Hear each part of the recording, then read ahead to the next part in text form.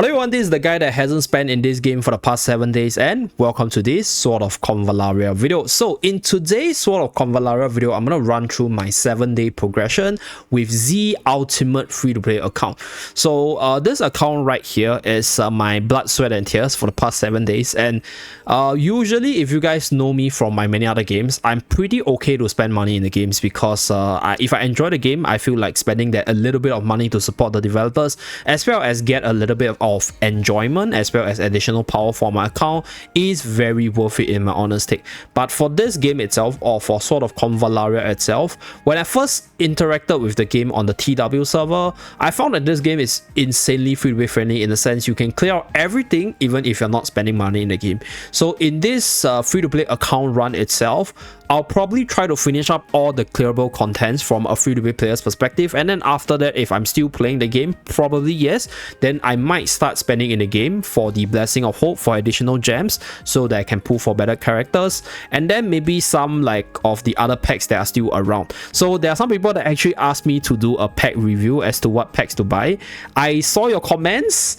I'm probably gonna release the video later on, but I will speak of it as from my spender's value point of view. Okay, so I'm not spending in this game because I want to prove that this game is super free-to-play friendly, and in fact I can clear through this game pretty easily as a free-to-play player right now, so there's really no need for me to spend to get the same amount of enjoyment anyway. But in today's video, we're going to run through our 7-day progression, sort of as a benchmark for some of you guys who are free-to-play and you want to check, like, you know, how are you progressing in comparison to maybe somebody who knows how to play the game, as well as also let you guys know like what my different progression ideas as well as my team ideas work based on whatever I get. Okay, so without further ado, let's start with the very first thing, which is my general account progression. So for my level right now, I just reached level 34, like literally just. So I spent out all my potions and cleared out the story mode all the way until 512. Later on I'll showcase the levels, and then we managed to get to 34. So right now all my units are level 34, and in terms of my clash, I'm currently at a silver rank. Not a big fan of PvP because, like I mentioned, I'm free to play, so there's no way I'm able to challenge the big whales as I don't have the best PvP units, or in fact I didn't plan to roll my account for PvP purposes. So that's for the clash side, silver right now.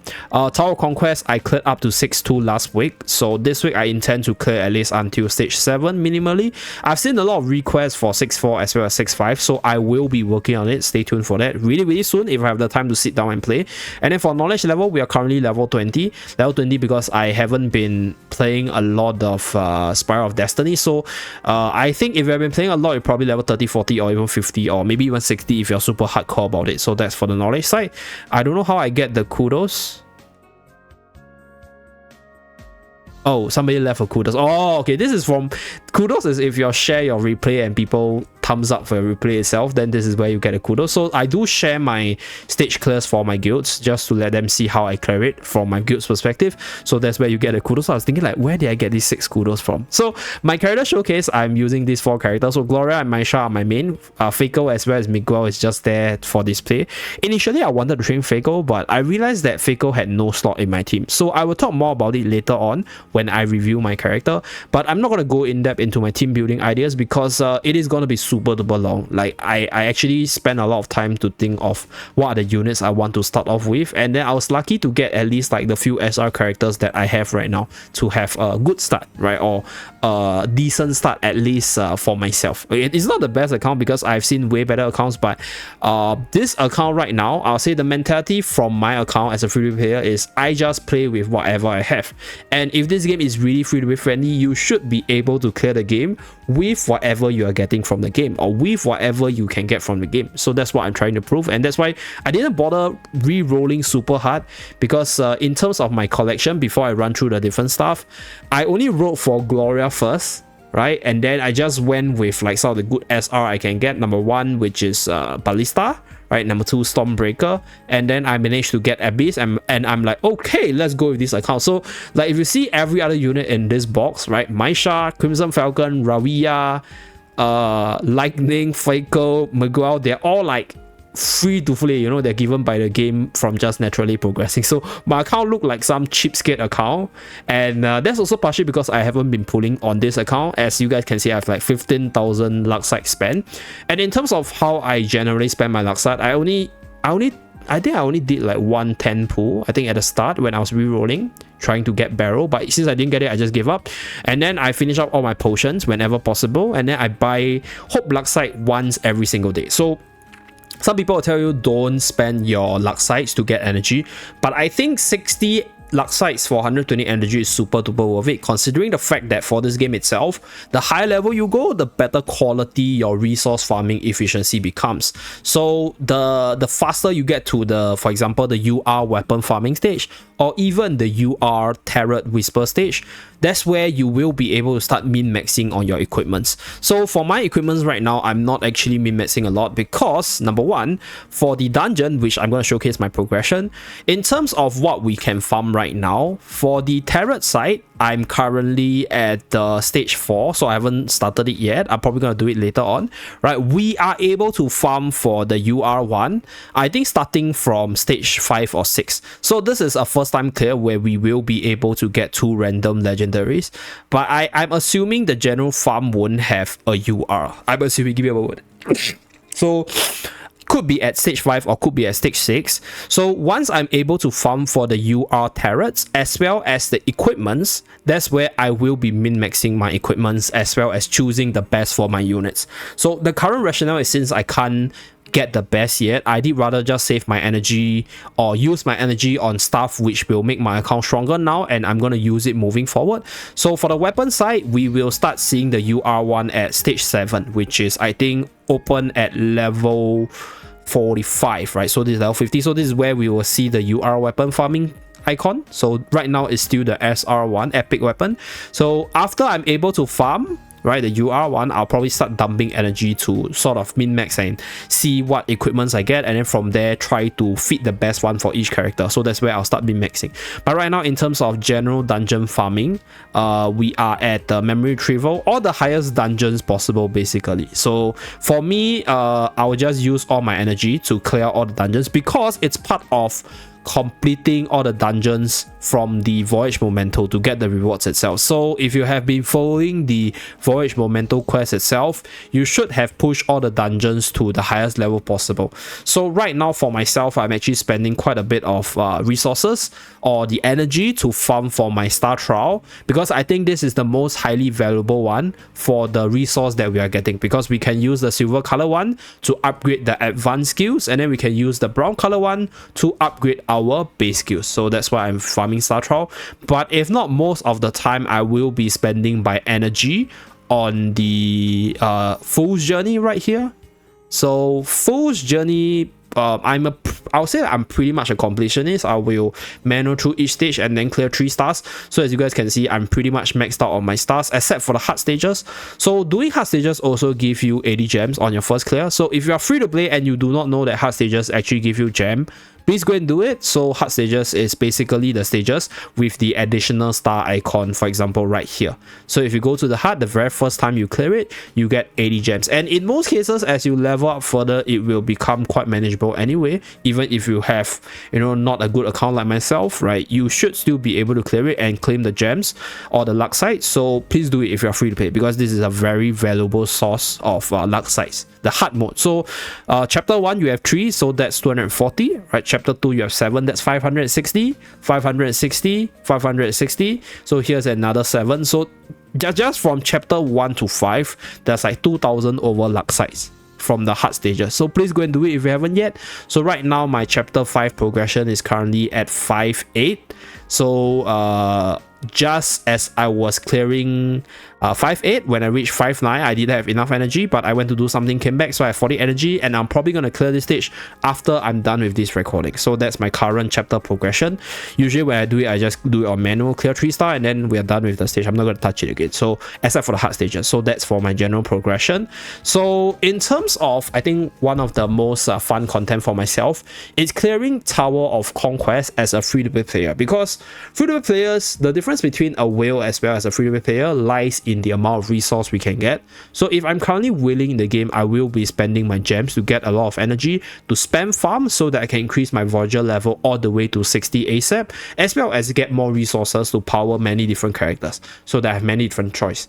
But right now for Tower of Conquest, I'm actually using like a select few characters in case you guys haven't seen my hero pool from my other videos itself. So using all these characters that I chose to develop to push through these stages is quite a sense of accomplishment, in a sense like it proves that hey, your strategy or your idea is working and it's doing quite well. So for me, I think this week I'll probably push to stage 7, maybe stage 7-5 if I can, because I think by the end of the week I should be level 35.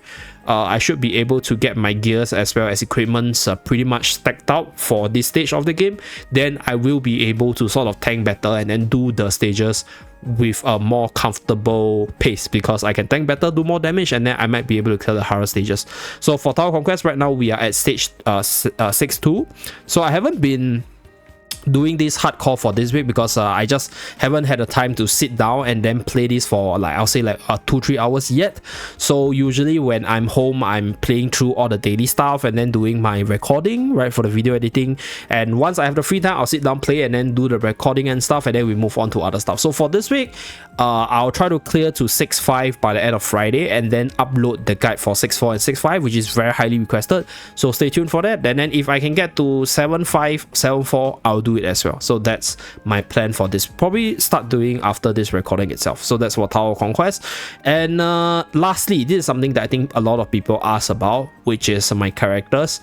So right here, I'm going to showcase all the characters that I train up all the way to 30, because these are characters I do intend to try, do intend to use, because there's nothing, like I'll say, like in terms of there's nothing wrong to upgrade your characters to a high level, because in terms of the EXP point of view, if you have been farming the EXP dungeon with the bonus up, you will have a lot of access because the game gives you a lot, and you farm the dungeons for your voyage memento, and then you get the bonus EXP. So right here I have quite a bit, so I don't see an issue to upgrade the characters to a higher tier, even if I'm not using them now.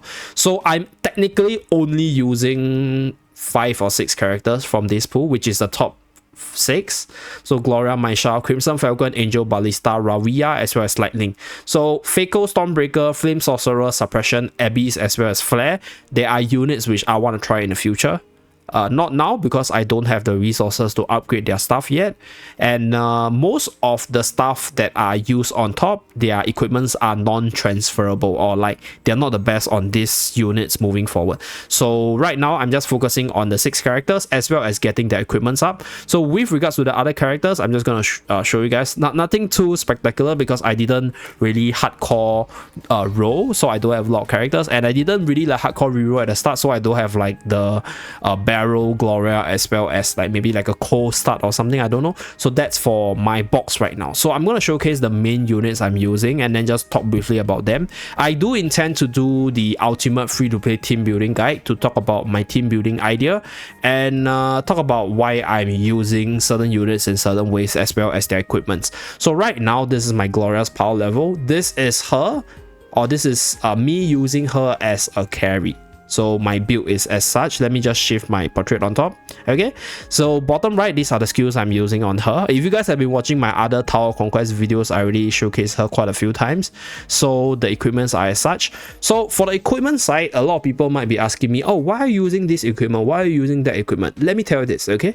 As a free-to-play player, I don't have much of a choice, because I don't have that much resources to roll for the equipments. Neither am I able to farm for the UR ones. So whatever UR weapons I can get right now, I'll just upgrade it and use it as an intermediary, because I think for the UR weapons, they are generally better, and some of these UR weapons, they're farmable. So I can actually get them to 5-star eventually, and then later on I can use the weapons for the many other characters that I might want to try in the future, even if I do find her exclusive weapon moving forward. So that's my rationale for the equipment. Some of them, right, specifically, for example, like Spring Tonic, this is an insanely good armor. Right, if you have it, please use it. This ability to just regen 33% will save you in a lot of situations. This is a very, very good epic armor that you guys want to use. So if you have it, please train it. I put it on her because that 33% heal can keep her out of danger, right? Can bring her out of dying or unhealthy status, which will reduce her damage or her tanking capability. So that's why I'm using this. And then for the turret itself, I am not min-maxing as well because, like I mentioned earlier, I'm not able to farm for the UR ones from the dungeons. Right now, all these different turrets, they are from all my Tower Conquest clears, all my Voyage Memento clears, as well as the in-game quest clears itself. So there's a lot of, I'll say, like level 20, because I do just take a look at, okay, so my current rationale is I take a look at that primary ability, right? Is it a good ability for my character? If it's yes, I'll use it, and then I try to roll for like the substats. So as you guys can see, right, most of the level 40 has 1 line and 2 lines. So if the 1 line is useful for the character, for example, like this one, this ability allows me to actually get more stats on her, then I'll just use it, because I do get like 8% magical attack increase, which increases my angels healing from there. So right now I'm not min-maxing on this one. I don't think you should yet, because this is going to be one of the ultimate late game equipments to roll for, because of this secondary like these stats. Like I have so many whispers where I get a physical attack buff where I can use on my team, and then suddenly I get this magical attack. So I just stop upgrading at level 20, because I know I'm not gonna use this for any of my characters, because right now I don't think there's any characters that's a hybrid damage type. So this is gonna be a very useless one, even though the ability is okay. Right, same thing for Temptation of Devil. I have quite a bit of physical attack boost and then magical attack, so that's where this turret is useless, even if it's like full rainbow right here, because not useless, but it's like you waste 1 line of 80 physical attack stats, which is like should be something that you are targeting for, right? Like best stats for everything. So in the future, right, once I am done with everything, once I'm able to farm for my turrets, I will start going for like all the rainbow icons, and then start min-maxing my secondary stats after I farm for the different turrets that I want for specific characters. So for now, I'm just using whatever I get that is the best to my ability, because I'm not farming from the dungeon. So these are the better ones for my account, and that's why I'm using them. So for Rawiwa, it's one with magical defense as well as a physical attack boost at 45. So this is for general progression stuff. And then moving forward, if I do unlock 50 and I'm able to farm for the turrets itself, then I will see whether or not I want to continue developing some of this. So for equipment side, nothing much to talk about, because I'm just using what I have, right? Same thing for Maisha. So I'm using Newborn Blade, which is her exclusive weapon, and then I'm using Mysterious Deflection Device, which is one of the UR equipments I got. Very good to decrease damage from ranged attacks, which is one thing which I think Maisha gets hit a lot, because my Maisha uses the gut ability, which sort of jumps in to sort of block attack for the enemy. So most of the time it's gonna be rage, right? If the enemies are attacked from the enemies are attacking from a really long range, so reducing the range attack is quite good for her right now, at least with what I have. But once I have more resources, I do plan to maybe try to train up Mystery Guardian and then use it on her and see which one is better in the long run. So that's where my resources for the equipment upgrading has been in terms of the equipment. So you guys will see over here, so 40, 30, 30, because I just don't have enough to upgrade everything to 40 yet. So I am actually filtering out the equipments that I might or might not be using moving forward, and then spending my materials on the ones that I want in the long run. So that's for this account's future goals or future plans. But right now I'm just using whatever I have that is the best to my account or my characters. So for Maisha, that's that. For Gloria, that's that. And then next we have Crimson Falcon. So Crimson Falcon's weapon, Ceremonial Knife, is the only one that I'm very bent on just pushing the levels, because this is one of the best for her, and this one increases the DPS by a lot. Like this 20% crit is insane when you combine that with her different abilities, right? For example, like this one, okay?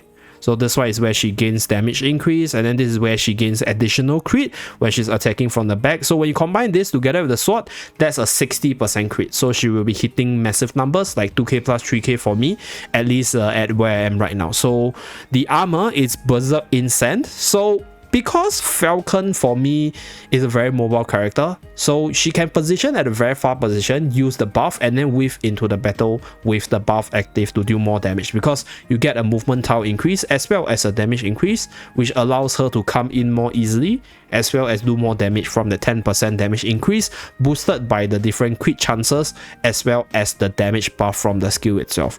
So that's why Crimson Falcon is equipped with this armor. And then for the turret itself, this is currently the best I have for her. So yeah, I do intend to see whether or not I have something better, but not as of right now, because these are all pretty supportive by nature. So this one is okay, but I mean, you see this magical attack, right? So this is also magical attack, so I did rather just use this because this increases damage dealt, and this is something which I think would be a lot better on an AoE mage attacker. But if you take a look at the level 45 stats, it's trash. Like, I have a magical attack boost and then I have a physical attack boost, which is probably gonna go down the trash moving forward. So I'm just using this for the stats as well as that additional damage boost for now. So don't ask me too much in terms of turret combination. I do intend to release a full turret guide as to what turret should you use on each character to min-max their abilities itself. But right now, for this free-to-play account, it's just whatever I have to this account's ability. So that's for the turret side for Crimson Falcon. Next, let's move on to Angel. So Angel, I'm using Starry Sky Heritage, Evergreen Pendant, as well as Majesty of Emperor. So this is also another one where I use it for the stats, for the max HP, as well as the magical attack increase for more heals. So that's for Angel. Ballista, my boy over here. So I have the Steel Crossbow. So Ballista is able to hit pretty hard from some of the videos, because number one, there was a union buff in the previous week, and number two, because this unit ignores quite a bit of defense with this setup. So Steel Crossbow ignores 18%, and then this ability over here reduces physical defense, and then right here, right, this ability is able to hit 15% more damage when the target is healthy, which is above 70%. So that's where this character is able to hit pretty hard. So for the armor's case, I use Miss Necklace. So this is to sort of help increase survivability a bit, and this was like the best armor I had for quite a while until I started getting like Coexist, until I get Tony Ring, as well as the unique cloak. Unique code for this account. So this is the best. I don't know whether or not I'll continue upgrading this, but this debuff had helped me survive sometimes as well. Like sometimes like in certain battles where you get like the correct debuff, for example like attack down or critical down, and then suddenly, hey, the enemy's not hitting as hard, that's where your character can just survive, right, off all these random debuffs over here. So this is one reason why I'm using this. Okay, and then for the turret, I'm using damage reduction one because of the stat, as well as damage reduction for him to survive better. I wanted to use my Temptation of the Devil, but my Temptation of the Devil gets a pretty shitty level 30 substats, which is why I'm not using it. This is actually a really insanely good carry turret, but unfortunately the stats is just not good, so that's why I decided to just use like others, which gives better substats. So 8% of my physical attack allows my physical attack to go up to 1169, which is where you guys can see my numbers like hitting 1.6, 1.8, and if I hit like buffs on this character, then maybe 2k on my damage number. So pretty good as a 4-star right now. I mean as a SR character or epic character. Okay, 2-star right now. So we will be getting a few copies of him from Voyage Memento, and this star level should probably increase. So another thing that this character is really good is if this character is on his way to reposition himself, he actually gains Concentrate over here, which allows this character to get an increased range and armor piercing. So this character has a lot of armor shredding, bypassing defense, and that's where with the long range of Ballista, with the repositioning ability of Catapult to push enemies back, this character is actually, I'll say, pretty decent. Not the best character obviously, but pretty decent if you're using Gloria in your team because of the possible leader's aura from Gloria itself. So that's all my core characters. Rawiwa, I'm still working on her equipments, as you guys can see right here. So I do use her for certain stages where you need 6 characters, sometimes with lightning. So for lightning's case, I might switch out the equipment from our dear Falcon to lightning. So that's one of the advantage of using lightning, because the weapons are interchangeable because you're using the sword, and then the armor is also interchangeable, right? You can just swap out the armor. So that's why I use lightning, because this unit complements pretty well with my team as well, and I can swap out the weapon easily. So that's my current main units, my core units for this account. So that's pretty much it in terms of I'll say like this account itself. whatever I'm getting is whatever I'm using for my progression as a whole. And I think that's pretty fun in its own way, in a sense. As long as I'm doing the right thing in terms of developing my characters, I think whether or not the character is T1, T2 or T0 is okay, because you can just clear through everything. Obviously, if you're somebody who goes after the meta, then you probably want to go and like roll for all the T0 characters. That is personal preference, but for me, I'm fine with just using whatever I have. And one more thing I want to mention is that as a free-to-play player, I don't usually focus too much on the PvP, because for the PvP, as long as you're progressing in terms of the score, as long as you're getting all the higher ranks for the additional rewards, I think that's more than enough from a free-to-play player standpoint. And since I'm not rolling too much, I'm not getting like the best PvP characters, I'm not doing the best for my PvP. So currently that's the current, let me show the current standing for this account for the different ranks. So that's for like the more ego purposes, right? The different ranks and progression and stuff. So this will be the final thing I show. So this is the overall battle power. Okay, this is for the 15 member, and this is for all members. So right now, still pretty high, because I think I'm pretty high level and I'm able to min-max on the characters I'm using. So that's why I am pretty high here. Knowledge level 20.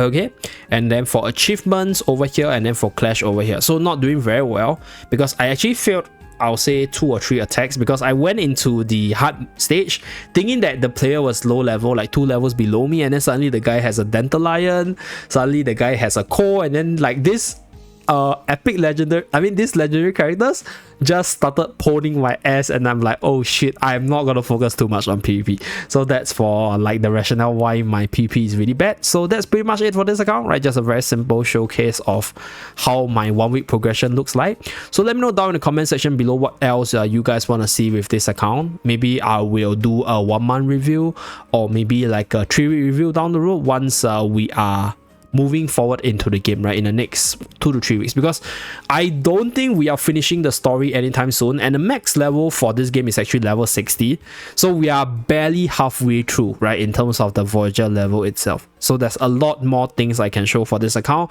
and there's a lot more things I can do from a free-to-play player's perspective for this account itself. So that's it for this video. Thank you very much for tuning in. Do remember to like and subscribe to see more, and I'll see you guys again in my next Sword of Convallaria video. Bye guys.